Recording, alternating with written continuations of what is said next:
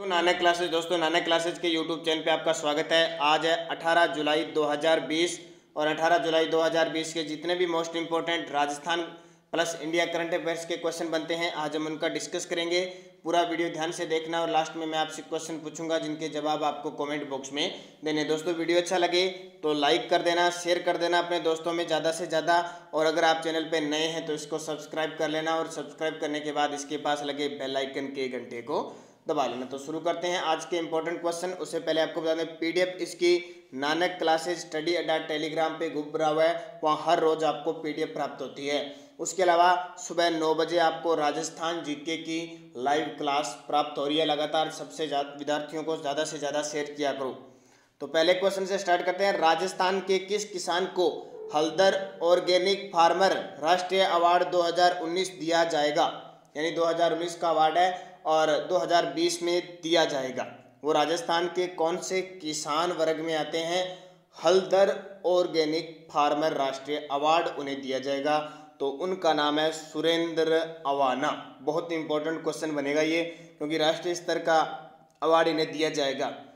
तो भारतीय कृषि अनुसंधान परिषद के 92वें स्थापना दिवस पर हल्दर ऑर्गेनिक फार्मर राष्ट्रीय अवार्ड 2019 जयपुर के सुरेंद्र अवाना को दिया जाएगा। सुरेंद्र अवाना गत 4 वर्षों से जयपुर का एक गांव है बेराना बिचून में आरओसीए द्वारा प्रमाणित ऑर्गेनिक खेती यानी जैविक खेती को बढ़ावा दे रहे हैं। गिर जो गाय है, गिर नस्ल की जो गाय है ना, उसकी डेयरी, मत्स्य पालन, औषधीय पौधों की नर्सरी तथा उद्यानिक जो बागों में 10,000 से अधिक फलों के पौधों का संचालन कर रहे हैं। बहुत बड़ी बात, एक साथ इतनी बातें देखो। जैविक खेती, ऑर्गेनिक जो खेती है उस पर बल दिया जा रहा है। गिर गाय की डेयरी इनकी खुद संचालित की जा रही है। मत्स्य पालन, औषधि युक्त पौधे तैयार नर्सरी है, और उद्यानिक में 10,000 किसको कहते हैं? आप एक या दो ही लगा के देख लो फलों के, और उन्हें पाल के देख लो कितनी मेहनत लगती है। एक या दो पौधे और उसके फल लगते हैं जब कितने मीठे होते हैं। तो 10,000 फलों के पौधों का संचालन कर रहे हैं सुरेंद्र अवाना। तो बहुत अच्छी बात है, और हमारे जयपुर राजस्थान के इस किसान को ये अवार्ड दिया गया तो और भी अच्छी बात हो जाती है। अब बात आती है हमारे देश के कृषि मंत्री कौन है? तो नरेंद्र सिंह तोमर है। और दूसरा हमारे राजस्थान के कृषि मंत्री पूछे तो लालचंद कटारिया। दूसरा प्रश्न देखिए, अभी मैं आपको बार बार बता रहा हूँ कि अभी हमारे राजस्थान में राजनीतिक अराजकता चल रही है। इसका न तो कोई काम हो रहा है, न कोई सम्मेलन हो रहा है, न कोई बैठकें बुलाई जा रही है। बस सिर्फ बैठकें बुलाई जा रही है तो खुद की बुलाई जा रही है। तो इस कारण थोड़े पीछे के क्वेश्चनों को रिवाइज कर रहे हैं 1-2 दिनों में। मुख्यमंत्री अशोक गहलोत ने महिला सशक्ति तथा खेल पर आधारित किस फिल्म को जीएसटी से छूट प्रदान की है? तो वो है सांड की आंख। कौन सी? सांड की आंख, जो महिला सशक्तिकरण और खेल पर आधारित फिल्म है। मुख्यमंत्री ने ये अक्टूबर 2019 की बात है जीएसटी से छूट प्रदान की थी। तो जो इम्पोर्टेंट होती है और राज्य के नागरिकों के लिए प्रेरणादायक कोई फिल्म होती है तो उसमें वो सरकार क्या करती है? जीएसटी में यानी जीएसटी में छूट कर देती है। मुख्यमंत्री अशोक गहलोत ने महिला सशक्तिकरण तथा खेल पर आधारित सांड की आंख फिल्म के सिनेमाघर में प्रदर्शन को जीएसटी से छूट प्रदान की थी। तीसरा क्वेश्चन देखिए, प्रदेश के किस संस्थान ने स्वच्छ भारत अभियान में सहभागिता करते हुए 2 अक्टूबर 2019 से नो प्लास्टिक पॉलिसी लागू करने की घोषणा की है? और मैं फिर मेरे प्रिय विद्यार्थियों को बता देता हूं कि बहुत सारे स्टूडेंट्स होते हैं, सर 2020 का करंट आएगा, पिछले 6 महीने का आएगा। नहीं, करंट अफेयर्स कोई भी आ सकता है। आपको पता है दिसंबर 2018 में सरकार बनी थी हमारे राजस्थान के अंदर, उसके बाद से एक फर्स्ट ग्रेड का एग्ज़ाम हुआ है जिसमें करंट अफेयर्स आया। आज तक उसके बाद में कोई अच्छा सा एग्ज़ाम नहीं हुआ है और करंट अफेयर्स बनेगा। तो दिसंबर 2018 से लेकर अब तक का करंट अफेयर्स आपके काम आएगा। ध्यान रखना, कोई भी क्वेश्चन आ सकता है, ठीक है। तो अब जैसे विधानसभा 2018 में भी कांग्रेस ने सरकार बनाई, उसमें बीडीपी के हैं, निर्दलीय के हैं, बसपा के हैं, सारे मिले थे।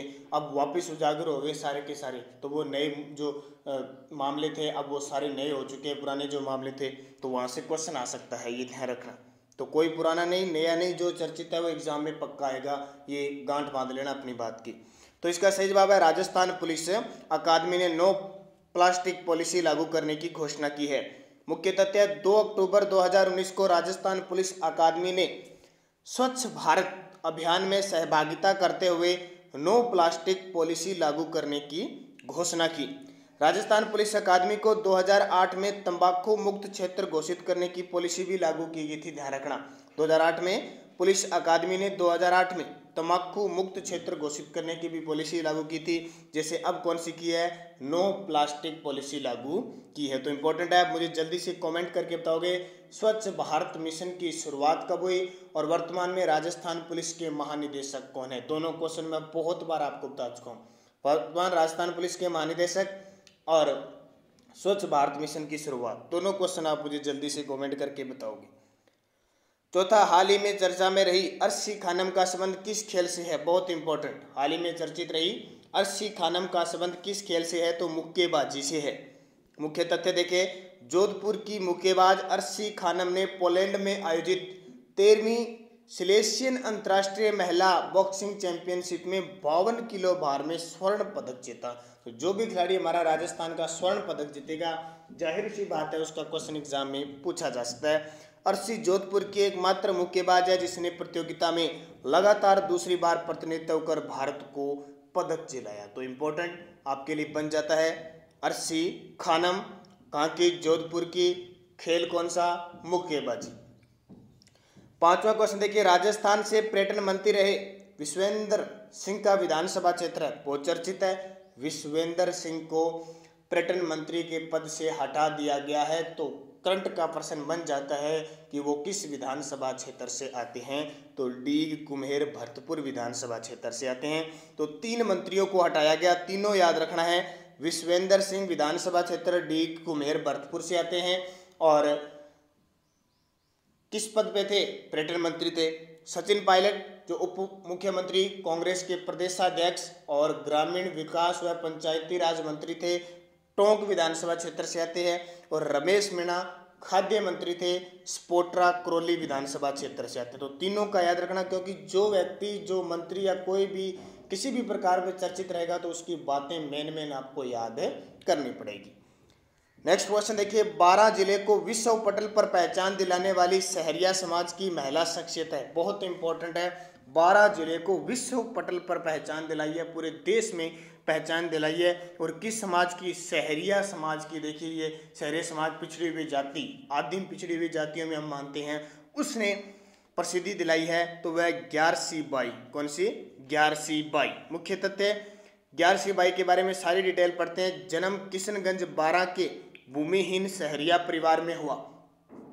जागृत महिला संगठन और संकल्प संस्थान की वरिष्ठ कार्यकर्ता रही। कोई संगठन था, जागृत जागो महिला संगठन और संकल्प संस्थान। सिविल सोसाइटी की ओर से स्त्री शिक्षा पुरस्कार से इन्हें सम्मानित किया जा चुका है।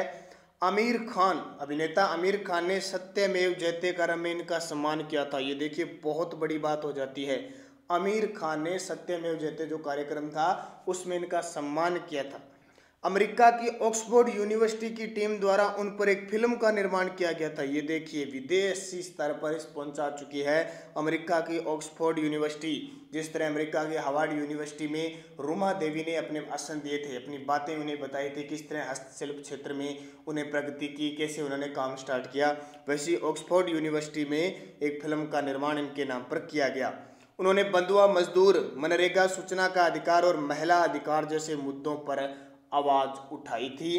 किस जिले की है, ग्यारसी बाई, 12 जिले के किशनगंज की सहरिया परिवार की, और निधन हो गया इनका 17 जुलाई 2018 को, इसलिए ये चर्चित हो गई। तो बात समझ में आ गई, तो एक बार थंबनेल कर दो सारे विद्यार्थी, 12 जिले किशनगंज, क्योंकि यहाँ सहरिया जनजाति रहती है। 7वां क्वेश्चन देखिए, मैनचेस्टर में विश्व बधिर शतरंज प्रतियोगिता में स्वर्ण पदक जीतने वाली स्वाति जांगिड़ का संबंध राजस्थान के किस जिले से है। मैनचेस्टर इंग्लैंड के अंदर है। तो बधिर शतरंज प्रतियोगिता हुई थी जिसमें स्वर्ण पदक जीता था स्वाति जांगिड़ ने, तो वो है अजमेर जिले की। मुख्य तथ्य है, अजमेर की स्वाति जांगिड़ ने मैनचेस्टर इंग्लैंड में संपन्न विश्व बधिर शतरंज प्रतियोगिता में स्वर्ण पदक, जो अंधे होते हैं ना, दिव्यांग, उनकी ये प्रतियोगिता हुई थी, उसमें इन्होंने स्वर्ण पदक जीता। और नागौर की सुमन बाबू ने यहाँ रजत पदक जीता था। तो राजस्थान में स्वर्ण पदक जीता है, जाहिर सी बात है इंपॉर्टेंट है। अब हम पढ़ते हैं कि भारत का मैनचेस्टर अहमदाबाद, राजस्थान का मैनचेस्टर भीलवाड़ा। तो ये मैनचेस्टर ध्यान रखना इंग्लैंड में, जहाँ सबसे ज़्यादा सूती वस्त्र कारखाने उत्पादित होता है, इसलिए अलग अलग देशों में अलग अलग उपमा दी जाती है। 8वां क्वेश्चन देखिए, विश्व युवा कौशल दिवस कब मनाया जाता है? युवाओं के लिए विश्व युवा कौशल दिवस 15 जुलाई को मनाया जाता है। मुख्य तथ्य, विश्व युवा कौशल दिवस बहुत इंपॉर्टेंट है। जब अंतर्राष्ट्रीय स्तर पर किसी दिवस की चर्चा होती है तो वो एग्जाम में पूछ लिया जाता है, और हमारे भारत से उसका अगर संबंध है किसी प्रकार से तो और इम्पोर्टेंट हो जाता है। यह दिन स्किल इंडिया मिशन की शुरुआत की 5वीं वर्षगांठ का प्रतीक है।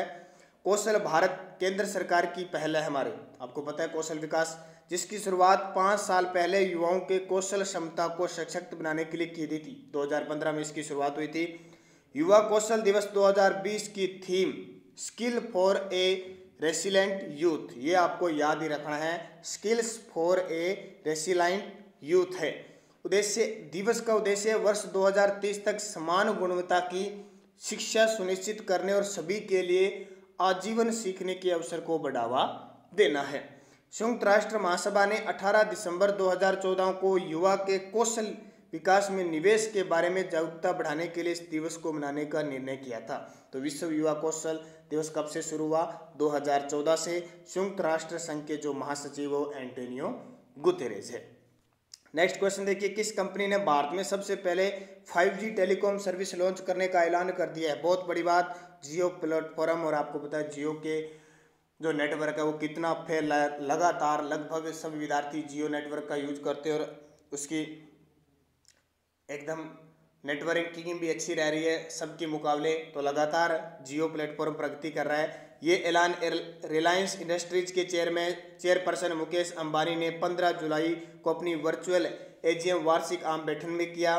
बताया कंपनी अगले साल तक 5G सॉल्यूशन ग्राहकों के लिए दे आएगी। आपको पता है 4G 3G 5G में बहुत अंतर है, स्पीड का अंतर आ जाएगा। जो आपको 5 मिनट में मिल रहा था वो 1-2 मिनट में मिलने लग जाएगा। बहुत सारे परिवर्तन आप सारे जानते हो।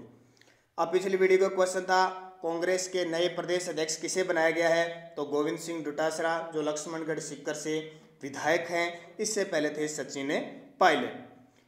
अगला एक क्वेश्चन पूछा था, राजस्थान मानवाधिकारों की रक्षा के लिए राज्य मानवाधिकार आयोग का गठन कब किया गया? तो राज्य मानवाधिकार आयोग का गठन किया गया 2000 में। अब लास्ट में मैं मुख्य तथ्य आपको पूरी मानवाधिकार के बारे में पूरी डिटेल बताऊंगा। और अब आपके लिए क्वेश्चन, राजस्थान रॉयल्स ने अपनी पहली क्रिकेट अकादमी का अनावरण किस देश में किया? Rajasthan Royals, Australia, Britain, Ireland, New Zealand. Rajasthan Royals ने कितनी बार IPL जीता है, कब जीता है, मुझे कमेंट करके जरूर बताओगे। ये क्वेश्चन आपको बताना है। एक क्वेश्चन, राजस्थान राज्य निर्वाचन आयोग के प्रथम मुख्य निर्वाचन आयुक्त कौन थे? राजस्थान राज्य निर्वाचन आयोग के मुख्य निर्वाचन आयुक्त कौन थे? सुकुमार सेन, अमर सिंह राठौड़, महेंद्र सिंह जोशी, हरि शंकर ब्रह्मा। और मुख्य तथ्य देखिए, जो भी हम दूसरा क्वेश्चन पूछेंगे उसका मुख्य तथ्य लेके आएंगे ताकि आपको पूरी डिटेल मिल जाए। जैसे अब राज्य निर्वाचन आयोग है तो कल इसकी पूरी डिटेल लेके आएंगे। राजस्थान मानवाधिकार आयोग, राजस्थान राज्य मानवाधिकार आयोग का गठन मानव अधिकार संरक्षण अधिनियम 1993 की धारा 21A के तहत मार्च 2000 में किया गया। राजस्थान सरकार ने 18 जनवरी 1999 के आदेश अनुसार मार्च 2000 में राज्य मानवाधिकार आयोग का गठन किया था। बहुत इंपॉर्टेंट, 18 जनवरी 1999 के आदेश अनुसार मार्च 2000 में राज्य मानवाधिकार आयोग का गठन किया। मुख्यालय इसका कहाँ? जयपुर। आयोग में कुल 5 सदस्य, 1 अध्यक्ष और 4 सदस्य होते हैं। राजस्थान राज्य मानवाधिकार आयोग के जो प्रथम अध्यक्ष थे वो थे कांता भटनागर थे। कौन है? कांता भटनागर। वर्तमान में महेश चंद्र शर्मा कार्यवाहक अध्यक्ष। यही ध्यान रखना, जो सज्जन सिंह कोठारी है उन्होंने पद छोड़ा था, उसके बाद में ये कार्यवाहक कौन बने? महेश चंद्र प्रकाश टांटिया थे। तो महेश चंद्र शर्मा कार्यवाहक अध्यक्ष। नियुक्ति राज्यपाल द्वारा 5 वर्ष या 70 वर्ष की आयु के लिए करता है। ये क्वेश्चन RS में आ चुका है। यहाँ से क्वेश्चन आता है राज्य मानवाधिकार आयोग के बारे में असत्य बताइए, सत्य बताइए, ऐसे क्वेश्चन आते हैं, सीधा नहीं आता। तो 5 वर्ष या 70 वर्ष नियुक्ति करता है, लेकिन बर्खास्त करने का अधिकार केवल राष्ट्रपति को है। अब एक बात और ध्यान रखना, राज्य मानवाधिकार संरक्षण संशोधित अधिनियम 2006 पारित हुआ। राज्य मानवाधिकार में जो अध्यक्ष के अतिरिक्त सदस्यों की संख्या 4 से घटाकर 2 कर दी है। पहले एक अध्यक्ष प्लस 4 सदस्य थे, अब एक अध्यक्ष प्लस 2 सदस्य कर देने, टोटल 3 ही सदस्य होंगे 2006 के संशोधित अधिनियम के तहत। वर्तमान में यह संख्या अध्यक्ष सहित 3 निर्धारित है। तो ध्यान रखना, पहले कितनी थी, 4 और 1 5, और अब कर दी है इस अधिनियम संशोधित अधिनियम के तहत 3, 2 तो सदस्य होंगे और 1 अध्यक्ष होगा। टोटल कितने सदस्य ये पूछ लिया जाए। और 5 वर्ष या 70 वर्ष की आयु, नियुक्ति, राज्यपाल बर्खास्त करने का अधिकार राष्ट्रपति को है। तो ये सारी चीज़ें आपके लिए इम्पोर्टेंट बन जाती है, क्योंकि जो भी क्वेश्चन हम पीछे लेके आएंगे उसकी आपको मुख्य तथ्य के साथ डिटेल देंगे, ताकि आप बढ़िया तरीके से पढ़ सको, याद रहे, नोट्स मिल सकें आप उनको। तो ज़्यादा, एक तो सारे विद्यार्थी लाइक किया करो, जो मैं 1000 का टारगेट लेके बैठा हूँ आपके जल्दी सहयोग से जल्द ही पूरा होने वाला है। और सुबह 9 बजे आपको लाइव क्लास मिलती है राजस्थान जीके की, जिसमें आज हमारा टॉपिक होगा किसान आंदोलन में बिचौलिया किसान आंदोलन, जहाँ से एग्जाम में क्वेश्चन आता है। तो धन्यवाद, जय हिंद, जय भारत।